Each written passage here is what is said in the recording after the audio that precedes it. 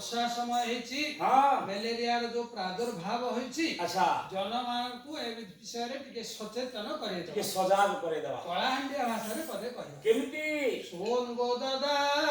ଶୁଣିଲେ ହେବୁ ସରଧା ଶୋନ ଶୋନ ଗୋ ଦାଦା ଶୁଣିଲେ ହେବୁ ସରଧା ଆମ କାଜେ ସରକାର ଯତନ କରୁଛନ୍ କେତେ ପ୍ରକାର କର୍ମା ସହଯୋଗ ହଟିବା ଦୁର୍ଯୋଗ କର୍ମା ସହଯୋଗ ହଟିବା ଦୁର୍ଯୋଗ ମଶା ବଂଶ ବୁଢୀ ହୋଇବା ପଦା ଶୁଣିଲେ ହେବୁ ସରଧା ଶୋନ ଶୁଣିବ ଦାଦା ଶୁଣିଲେ ହେବୁ ସରଧା ଆରେ ମ୍ୟାଲେରିଆର କାରଣ ହଉଛନ୍ତି ମଶା ଆଚ୍ଛା ତେଣୁ ମଶା ବଂଶ କେମିତି ନିପାତ ହେବେ ଠିକ ତାକୁ ପ୍ରଥମରେ ଯତ୍ନ କରିବା ଉଚିତ ଆଚ୍ଛା କଣ କରିବା କଣ ଘର ପାଖର ଖାଲ ଖମା ପାଣି ଆସି ହୁଅଇ ଜମା